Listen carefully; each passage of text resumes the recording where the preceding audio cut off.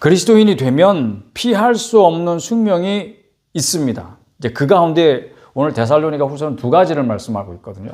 하나는 박해입니다. 그러니까 환난 가운데에 박해가 있는 거죠.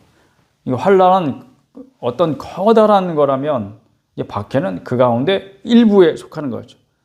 그리스도인들이 겪게 되는 환난은 많이 있습니다.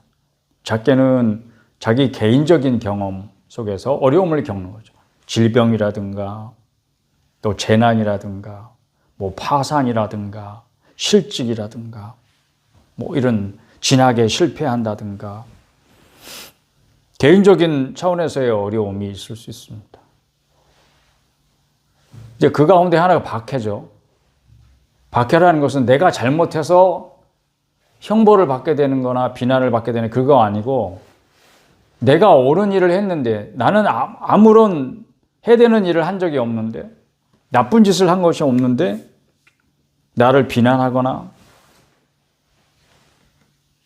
또 내가 벌을 받게 되거나 어려움에 처해지거나 이런 것들이 애매한 그런 상황 속에 어려움을 겪는 거죠. 그걸 박해라고 합시다. 그게 이제 그리스도인들을 피할 수 없는 숙명이 또 하나는 이제 재림에 대한 문제를 데살로니가 후서 전서도 마찬가지지만 왜냐하면 주님이 오신다고 약속하셨고 그래서 우리는 철석같이 믿고 기다리고 있는데 주님께서 오시기 전에 죽는 거예요. 성도들이.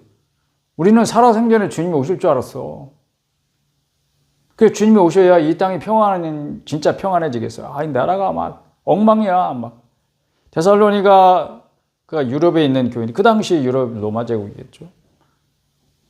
근데 그리스도인이 된다는 거는 굉장히 사는 게 어려워지는 것을 의미하기 시작하는 거예요. 전에는 평안하고 건드리지 않았는데 이게 점점 뭔가 세상의 분위기 자체가 반기독교적이 돼가는 거예요. 그래서 그리스도인으로 산다는 게 점점 어려워져. 이게 주님이 오셔서 내 편을 들어주시고 우리 편을 들어주시고 우리를 구원해 주시지 않으면 점점 어려워지겠어 살기가. 그런데 주님은 오시지 않고 언제 오신다는 거예요. 다시 오신다는 그런 약속은 분명히 하셨는데 이런 문제 이거 어떻게 생각해? 그 전에 내가 죽어가는 거야 이렇게. 그래서 재림에 대한 그릇된 생각 때문에 뭔가 혼동 속에 있었던 성도들이 있었던 거예요. 그럼 오늘은 안 그러냐? 오늘도 여전히 그렇다. 정작. 근데 이런 싸움이 있습니다. 이 안에서 그리스도인으로 살다 보면 처음에 받는 감격이 너무 커서 내가 구원받았다고 하는 사실이 모든 것을 다 덮어버려요. 그러니까 그 외에는 아무것도 없는 거죠. 그러나 감정이라는 것은 쉬이 식는 거예요. 우리의 신앙 가운데 감정적인 요소가 가라앉고 차분해지기 시작하면 이제 현실이 눈에 들어오겠죠. 이제 이전에 없던 싸움이 이제 시작된다는 것을 몸소 체험하기 시작하면서 많은 당황스러운 상황들이 벌어져요. 그럴 때 어떻게 할 것이냐.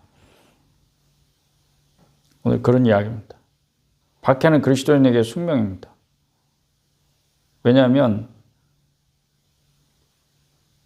이게 내가 신앙생활을 잘 할 수 있도록 세상이 돕는 그런 분위기냐? 아니다. 그래서 어떤 사람들은 그렇게 얘기합니다. 이 나라를 그냥 기독교 국가로 만들어버리고 싶어. 그렇게 됐으면 좋겠어. 그걸 기도해. 어떤 사람들은 드러내고 기도하고 어떤 사람은 속으로 기도하고. 그래서 대한민국이 기독교 국가가 되면 여러분 편할 것 같습니까? 그런 생각을 한 게 로마 제국 시대의 교회이겠죠. 교인이겠죠. 그때는 그런 생각이 가능했던 게 정교 분리가 안 되던 시대였으니까. 한 나라의 왕이 교회의 수장이기도 했으니까. 그러니까 그 나라 왕이 니네들 다 예수 믿어. 그러면 끝나는 거예요. 그렇지만 어떻게 됐어요? 그게 편하게 신앙생활하고 또 교회가 마음대로 자유롭게 이 신앙을 전파하고 그러면 좋을 것 같지만 결국은 제가 볼 때는 그냥 좋은 건 아니었어요. 좋은 건 아니었어요. 그때부터 사실 교회가 타락이 시작됐다고 봐요. 저는. 그래서 어디까지 갔어요? 그래서 카톨릭까지 가게 된 거죠.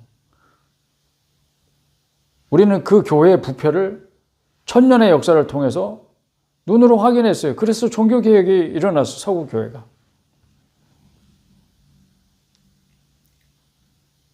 그래서 하나님께서 그리스도인의 삶 가운데 피할 수 없는 파도를 만들어내십니다. 환란이죠. 박해입니다. 이것은 우리로 하여금 진짜 믿음을 가지게 하는 표다. 그러니까 그리스도인에게서 첫째로 자신의 믿음이 진짜임을 증거하는 그런 것은 환란을 통해서만이 가능하다. 내가 진짜 그리스도인이라는 믿음으로 그 앞에 어떤 환란이든지 견뎌냅니다. 그렇게 생각해 볼 때 우리는 어떤 유익을 얻는가? 이거 환란을 겉에서 밖에서 오는 이 박해를 통해서 내가 가진 믿음도 내가 만들어낸 것이 아니구나. 그런 걸 느끼게 되는 거예요. 이 믿을 수 없는 상황에서 믿고 믿어지지 않는 것을 내가 믿게 된다고 하는 사실을 생각해 보면서 이런 상황에서도 어떻게 주를 부인하지 않고 믿을 수 있는가. 이렇게 볼 때 그 믿음이라는 결국 내 안에 생겨난 것이 아니고 외부에서 오는 것이구나. 나한테 누군가가 준 거구나. 두 번째는 하나님의 공의로운 심판이 반드시 있겠구나 하는 것을 이 박해를 통해서 그리스도인들을 알게 된다는 것입니다. 그리스도인이 당하는 고난은 하나님의 심판이 반드시 있어야 되겠다. 왜? 우리가 고난을 당하는 것은 내가 잘못해서가 아니야. 그러면 어떻게 해야 돼? 의로운 자들이 고난을 당하고 불의한 자들은 평안을 누리고 이게 이상하잖아요. 그래서 많은 사람들이 성경에 보면 그런 사실에 대해서 의아하게 생각했어요. 하나님이 살아계신다면 하나님의 백성들은 평안을 주셔야 될 거 아니에요. 잘 살게 해주셔야 될 거 아니에요.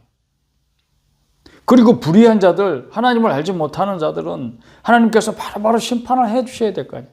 그래야 하나님 살아계심을 알고 두려워하지. 근데 그렇지 않단 말이에요.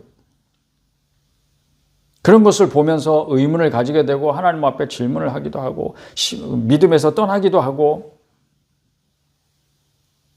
이 기독교는 그냥 말로만 그런 거야. 하나님 살아계시냐? 하나님이 어디 살아계시냐? 하나님이 살아계신 걸 보여봐라. 하나님 살아계시면 나한테 보여봐라. 그러면 내가 믿겠다. 뭘 별 얘기를 다 하고 그런데도 하나님은 가만히 계시고 아무 일도 안 일어나는 것 같고 그것이 뭐냐 이거예요.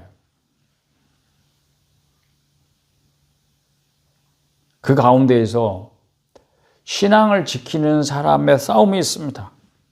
그래서 신앙을 지키는 그리스도인이 받는 박해는 내가 하나님 나라에 과연 합당한 자로 여김을 받느냐의 싸움입니다.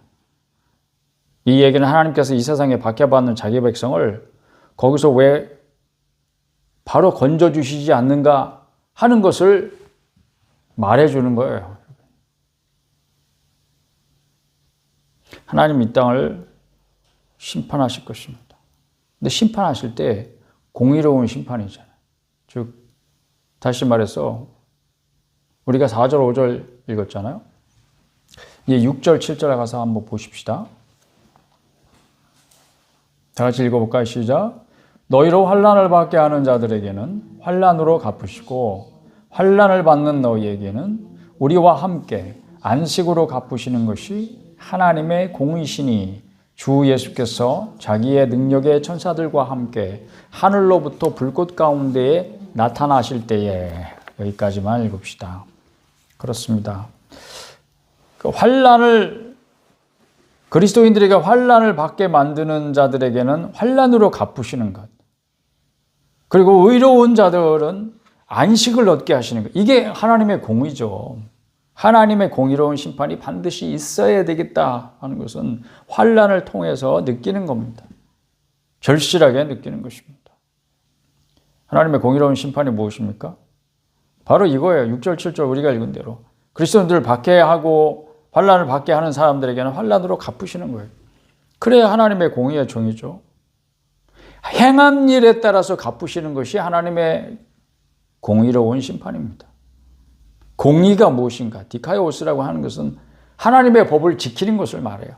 그리고 의무를 이행하는 것을 말합니다. 사람이 의롭지 못한 것은 이를테면 이런 거예요. 사람이 의로운 존재가 될 수 없어요. 어떤 권력을 가지게 되면은 권력이라는 걸 자기가 가지게 되잖아요. 그러면 국민들한테는 법을 지키라고 말하고 권력을 가진 자가 자기 이익을 위해서 그 권력을 남용해서 불법을 저지르는 일이 흔히 일어나잖아요. 그게 권력인 줄 알아.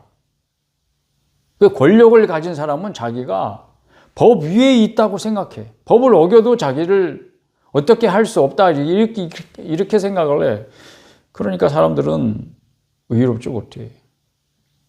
법을 지키는 것이 의로운 것인데 의무를 행하는 것이 의로운 것인데 근데 세상은 권력을 가진 사람들이 그렇게 자기 사욕을 위해서 법을 안 지키잖아요. 불의한 일을 행하잖아요. 근데 그것을 보면서 사람들은 권력욕을 가져요. 나도 권력을 가지고 싶어. 나도 법 위에 서고 싶어. 나도 내 마음대로 살고 싶어. 그러면서 권력욕에 막 미쳐 돌아가 사람들이. 눈이 돌아가. 그래서 온갖 불의를 한 방법으로라도 권력을 가지고 싶어 해. 그래서 사람은 의로운 사람이 없어요. 하나도 없어요. 착한 사람이 없어요. 여러분 착하게 사는 사람도 예수 안 믿으면 구원 못 받습니까? 지옥 갑니까? 이런 질문 들어보신 적 있습니까? 없습니까? 아마 있을 거예요. 그 질문 자체가 얼마나 무지한 질문인가. 왜? 착한 사람이 있다고 생각하는 것 자체가 얼마나 무지한가. 사람은 착한 사람이 하나도 없어요. 그게 성경의 가르침이에요. 착한 사람이 하나도 없어, 이 세상에는. 그러니까 다 지옥 가야 마땅한 거예요. 사람들은 천국 갈 수 있는 사람이 단 한 사람도 없어요. 그러니까 아무리 착하다고 느껴봐야, 착하다고 사람들한테 인정을 받아봐야 소용없어요. 아무 소용없어요. 그런 거예요, 여러분. 사람 가운데에서, 이 세상 가운데에서 여러분 정의를 찾아볼 수 있을 것 같아요? 그런 기대 자체가 어리석은 거예요. 그런데 우리가 성경으로 돌아와 보면 하나님은 무한한 권력을 가지셨음에도 불구하고 자신이 정한 법에 스스로 매여 계십니다. 그 증거가 뭐냐고요? 그 증거가 바로 십자가예요. 십자가. 죄지면 벌을 받아야 돼요. 죽어야 돼요. 그게 하나님이 정하신 법이었어요. 그러니까 하나님이 정했으니까 하나님이 안 지킬 수도 있지. 내가 정한 법이니까 내가 마음대로 깨도 돼. 이렇게 가면은 불의하신 분이 되는 거죠. 그러나 그 죄값을 치르시기 위하여 하나님이 사람이 되셔서 친히 십자가에서 자기 생명을 내어서 죽으셨습니다. 왜? 죄는 피가 아니면 사함을 받지 못한다. 이게 하나님의 법이고 피를 흘려야 돼. 죄값을 치른다고. 근데 사람이 죄값을 치를 생각이 없으니까 하나님이 대신 치르셨어요. 죄값을. 그게 십자가예요. 하나님의 공의가 언제 나타납니까? 인류의 역사가 실망스러울 때가 많은 것은 하나님의 공의가 실현됐으면 좋겠는 상황에서 그게 안 나타나는 거야. 그럴 때 사람들이 낙심하기도 하잖아요. 낙심이 정말 위험하다는 그런 취지의 말씀은 지난주에 이미 드렸습니다. 가장 최종적이고 결정적인 공의의 심판은 언제 나타납니까? 우리가 7절에 읽었듯이 주 예수께서 나타나실 때 분명히 말씀합니다. 우리나라에도 법이 있죠. 법. 헌법이 있고 그 밑에 법률이 있습니다. 헌법과 법률이 있습니다. 그 법이라는 것이 어디서부터 생겼어요? 이 성경에서 생겼어요. 그러니까 법의 정신은 무엇입니까? 하나님의 정의가 나타나는 것입니다. 그러니까 법이라고 하는 것은 하늘의 정의가 이 땅에서 이루어지는 거예요.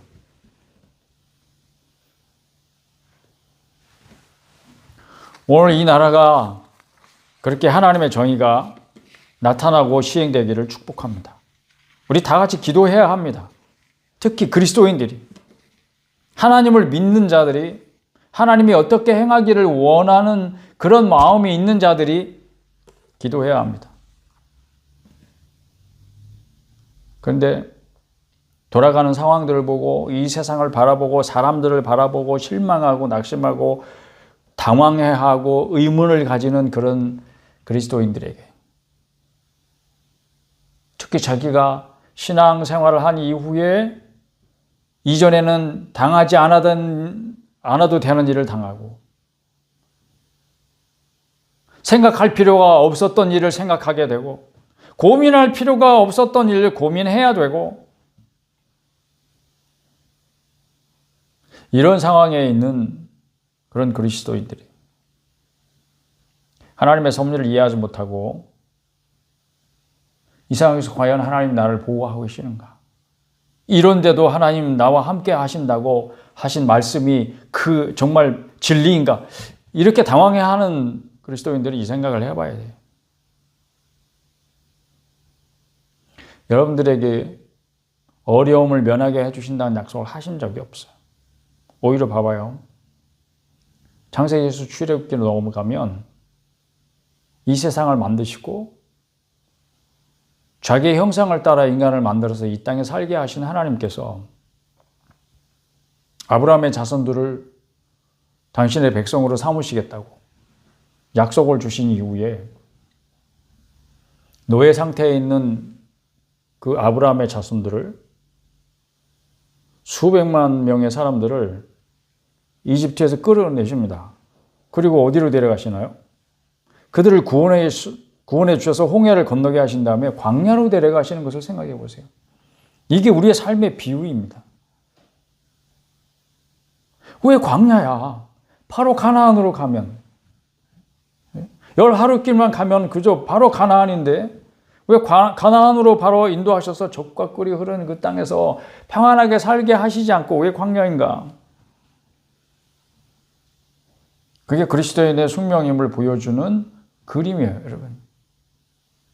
그리스도인들은, 사람은 고난을 통해서만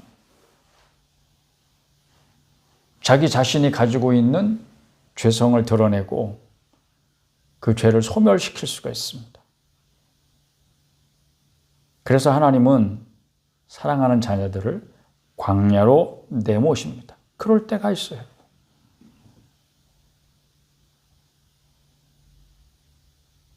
그런 의미에서 그리스도인에게 환난은 숙명이다. 박해는 숙명이다. 스스로 그 고난을 선택하고 그 고난 가운데에서 단련받기를 거절하고 피하려고 하는 자들은 결국 박해가 있을 수밖에 없어요. 외부적으로 뭔가 자기가 억눌리고 박해를 받는 그런 상황 속으로 하나님 몰아가실 수도 있죠, 여러분. 그러나 이 세상을 크게 보면 이 세상이 하나님을 대적하고 있기 때문에 그리스도인에게 박해는 숙명일 수밖에 없죠. 이 세상이 그런 것을, 하나님의 원수가 자기 통치를 받고 있는, 그래서 어둠 속에서 죄를 밥 먹듯이 물 마시듯이 하고 있던 어떤 사람이 갑자기 하나님의 은혜의 선물을 받아들이면서 사랑의 아들의 나라로 가버리는 거예요. 이젠 더 이상 자기의 통치를 안 받겠다고 하는 거예요. 그래, 잘 가라, 빠이빠이 이럴 것 같아요, 마귀가? 그렇지 않죠. 아이, 너는 내 거야! 이러잖아. 지금까지 내 소유였어. 나의 통치를 받고 있었어. 그런데 나를 떠난다고 이 배신자야? 그러면서 독화살을 날리는 거죠. 무섭게 공격해 오는 거죠. 그러니 이 세상과 이 세상에 자리 잡고 있는 세력들은 결국은 그리스도인들을 대적할 수밖에 없는 거예요. 그런 세상, 이 세상의 요소 그 머리가 깨진 마귀는 아직도 지배를 하고 있어. 누구를 통해서? 자기의 지배를 받고 있는 쫄개들을 통해서 그것은 영적인 세력, 보이지 않는 세력으로 뿐만이 아니고 사람들을 통해서 하나님께 자기 영혼을 팔아먹은 그런 사람들이 있다고. 그리고 그런 사람들이 세력을 형성하고 있는 세력이 있어요. 근데 그 세력이 어떤 때는 정치 세력으로도 나타나고 어떤 때는 시민단체로 나타나고 어떤 때는 지역사회의 문화나 분위기로 나타나고 그런 거예요, 여러분. 근데 그 가운데 요소에 아직도 마귀의 지배를 받고 있는 세력들이 있다고. 그리고 마귀는 그들을 졸개로 사용해서 자기의 지배를 끝까지 끌고 나가고 싶어 해. 그리고 사람들이 자기의 지배를 받도록 온갖 수작을 다 하고 있다고. 그러니 내가 어느 날 그리스도인이 되었어. 하나님의 사랑을 받는 자녀가 되었어요. 그 사실이 믿어지고 알아지고 깨달아졌어. 더 이상 어둠에 속하지 않게 되었어. 그런다고 해서 이 사람이 갑자기 새로운 사람이 돼가지고 짠 하고 뭔가 새로운 옷을 입고 나타났다고 하더라도 그 속이 완전히 깨끗해졌느냐. 죄의 오염이 그 더럽혀졌던 것이 죄의 지배를 받고 있던 그 사람의 심성이 완전히 새로워졌냐. 하나님께서는 그 사람의 본성까지 새롭게 하신다고 말씀하시진 않으셔요. 그러니 예수 그리스도의 피 묻은 의의 옷을 새롭게 입어서 이제는 더 이상 죄짐이 풀려서 예수님이 십자가 밑에서 죄짐이 풀려서 그 죄의 지배를 받지 않게 되었다고 하더라도 그 사람의 평생 가졌던 습관이 하루아침에 없어지지 않는다. 그래서 그리스도인에게서는 그런 의미에서 영적 전쟁의 차원에서 고난이 숙명이다. 왜? 그 고난을 통해서만이 자기 안에 남아있는 죄를 소멸할 수 있기 때문에. 그래서 싸움이 시작되는 거예요. 개인적인 차원에서의 영적 전쟁이죠. 그리스도인으로서의 삶을 시작한 이후에, 거듭난 이후에, 하나님의 자녀가 된 이후에 개인적 차원에서 영적 전쟁이 일어납니다. 그건 남이 알 수가 없죠. 내 마음 안에서 일어나니까 계속 있습니다. 그 싸움이. 개인적 차원에서. 그러나 우리는 부디 여러분들이 눈이 깨셔서 개인적 차원에서만 영적 전쟁이 이루어지지 않는다는 것을 아시길 바라요. 그게 지금 나라가 혼돈 가운데 있는 이상을 잘 생각해 보시면 바로 적용이 가능할 거예요. 이 가운데에서 참과 거짓이, 오른쪽과 왼쪽이, 오른편과 그른편이, 어느 것이 진짜인지 어느 것이 가짜인지 혼란을 겪고 있어요. 혼란. 왜냐하면 갈라지고 있으니까. 편이 나눠지고 있으니까. 4분 5열 아니야. 정확하게 말하면 이게 그냥 쭉 갈라져서 온 나라가 왼쪽과 오른쪽으로 나눠지는 것 같아.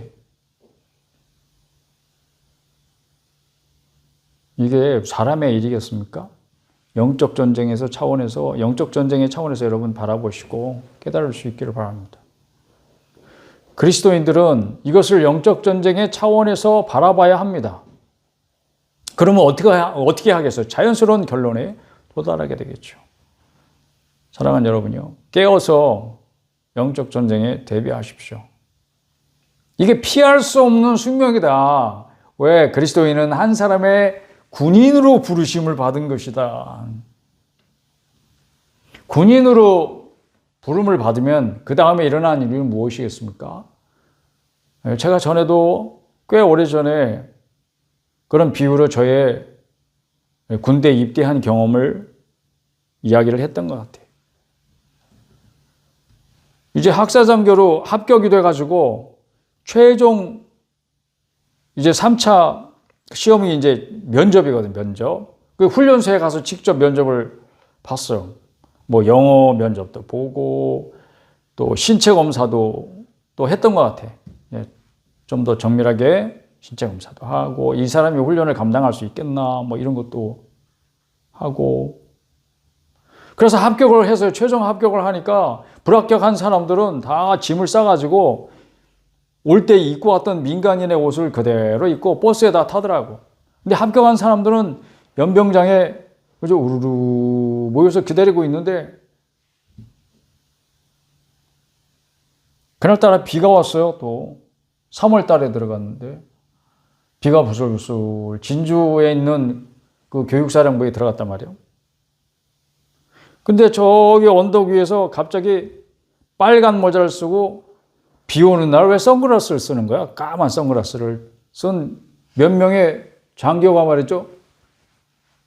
뒷짐을 딱 지고 나타나면서 온갖 입에 담지 못할 욕설을 하면서 나타나더라고. 짠 하고 그때부터 이제 저의 고난이 시작된 거죠. 들어갈 때 입고 있던 민간인의 옷을 그대로 입고 한쪽에 이제 짐을 싸가지고 갔을 거 아니에요. 가방 옆에다 둔 채로 거기서 연병장을 빡빡 굴렀습니다. 예. 좌로 굴러 이동, 우로 굴러 이동. 한 2시간 했나?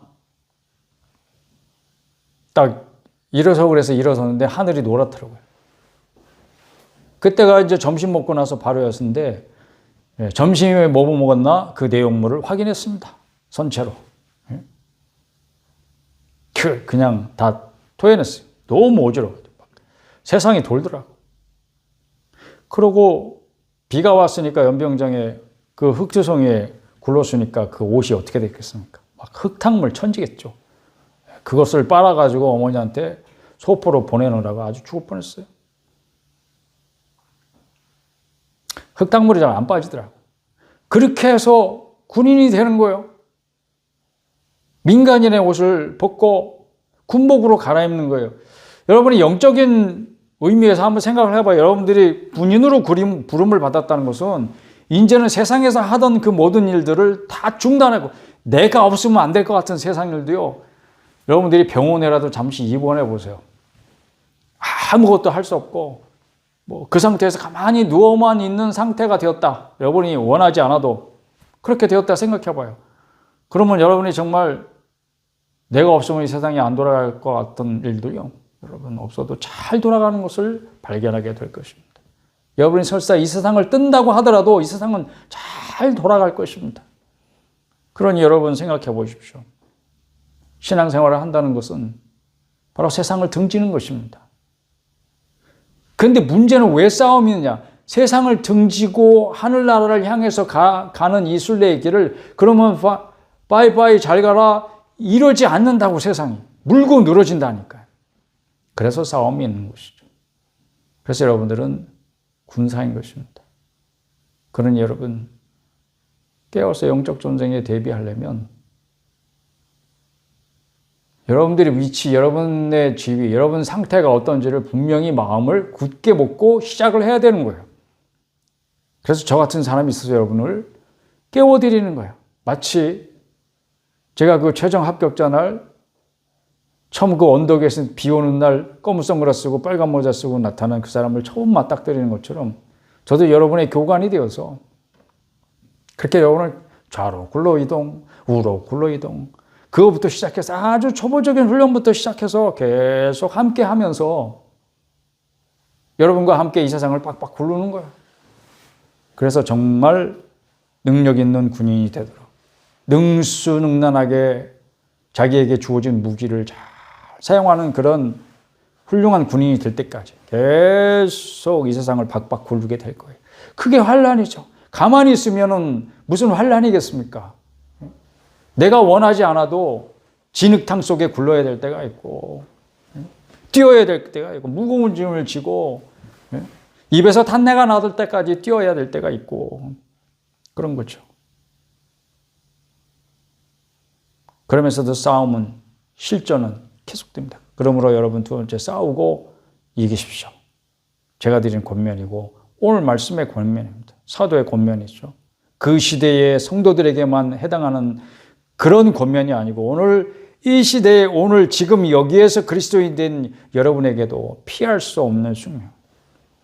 여러분 앞에 놓여있는 이 싸움에서 이기고 승리하십시오. 그러려면 상대가 누구인지에 대한 지식이 바로 있어야죠. 근데 그걸 모르니까 우왕좌왕하면서 서로가 서로를 공격하고 여러분 영적 싸움의 대상은 누구다? 사람이 아니다.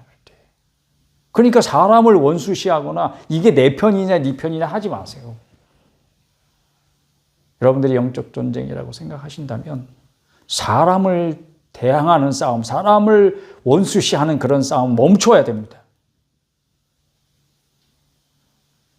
세상적이고 마귀적이고 정력적인, 결국 그 배후에는 사탄이 있고 우리의 싸움은 그 사탄을 대하여서고,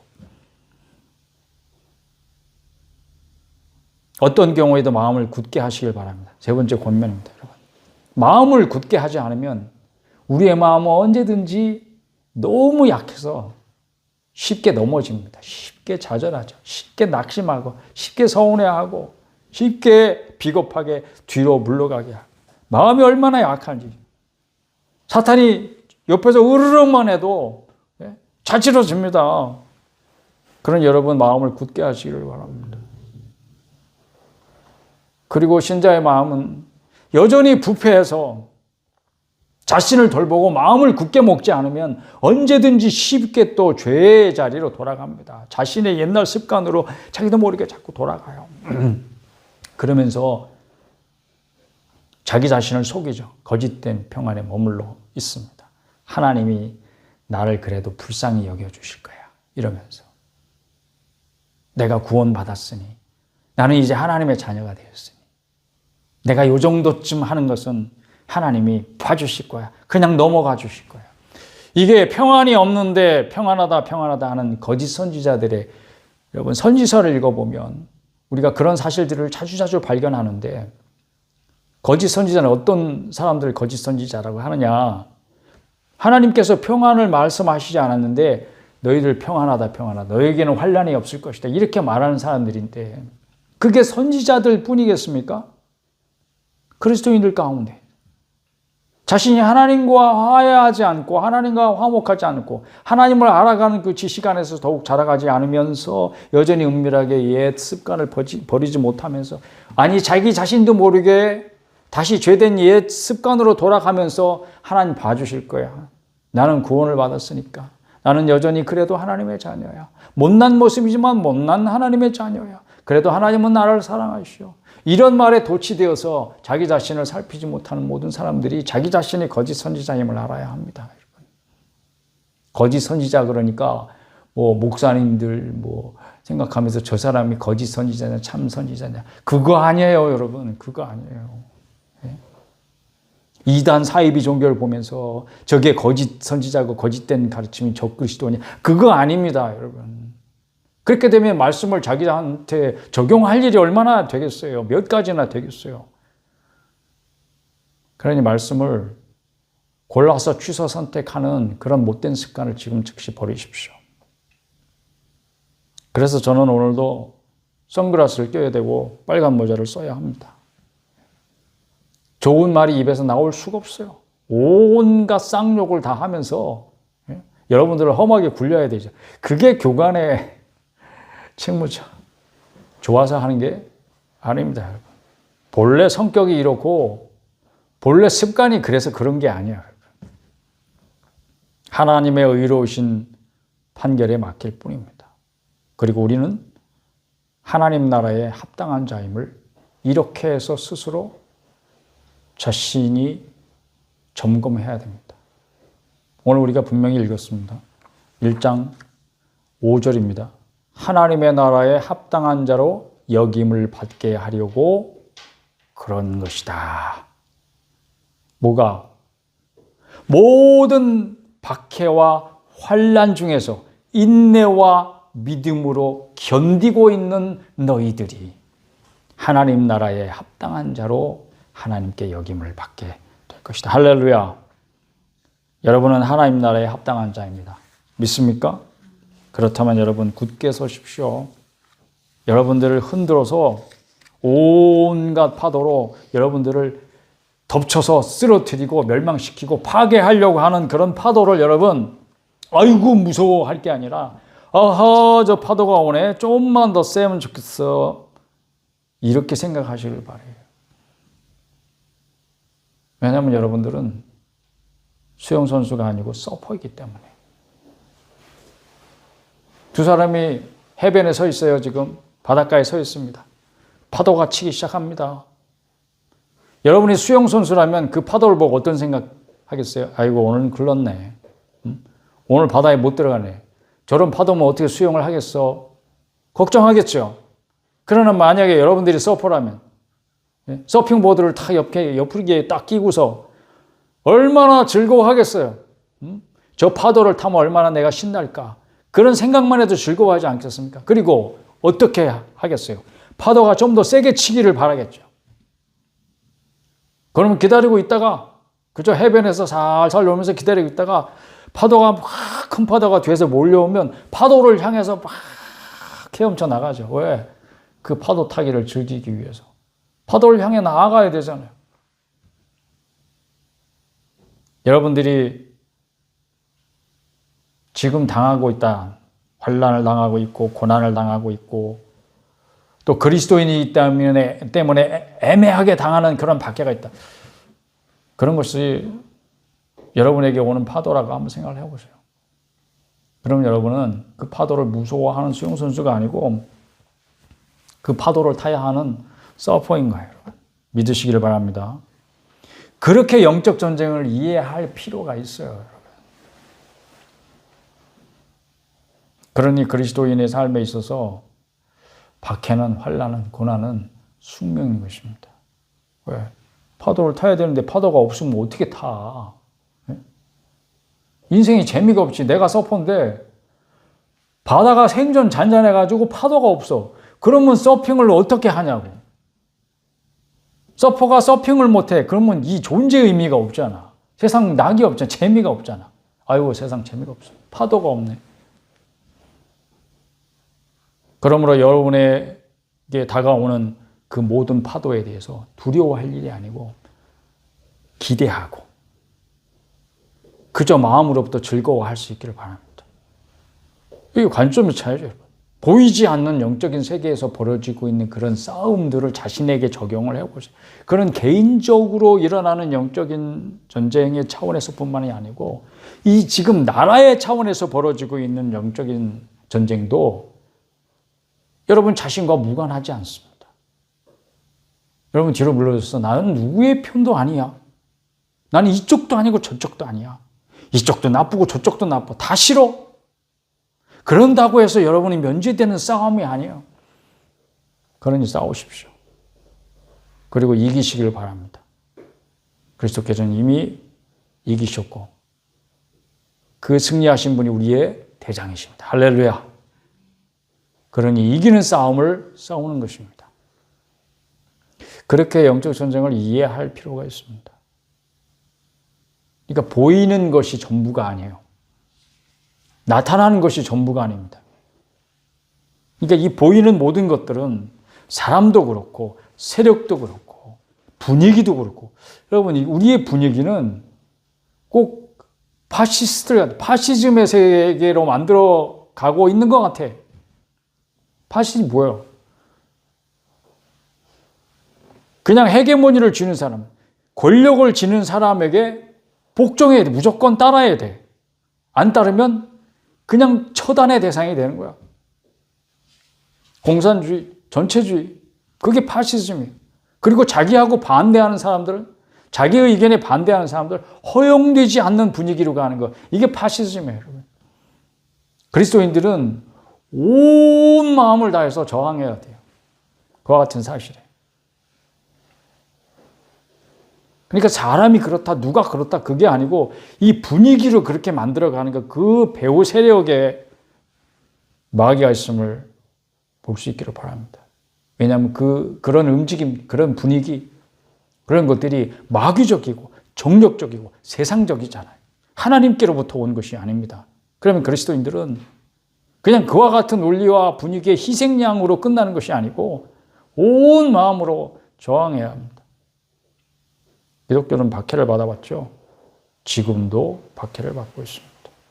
지금 20세기, 21세기 돼가지고 우리 세대에 이렇게 기독교가 박해를 받아본 적이 있습니까? 좀 전에 예배 시작하기 전에 성도가 코로나 때 이야기를 잠깐 했지만 그 코로나 때 교회가 얼마나 박해를 받았습니까? 아주 공개적이고 조직적이고 정부의 권력을 이용해서. 그러니까 권력을 지닌 자들이 마귀의 하수인이 되는 거예요. 그러면 기독교는 박해를 받을 수밖에 없습니다. 그럼 어떻게 해야 돼요? 죽음을 각오하고 자기의 신앙을 지켜야 되는 시대가 되었다. 그러니 여러분, 안일한 잠에 빠져 있지 마십시오. 그것이 오늘 주의 말씀입니다. 사랑하는 여러분, 우리 함께 기도하십시다.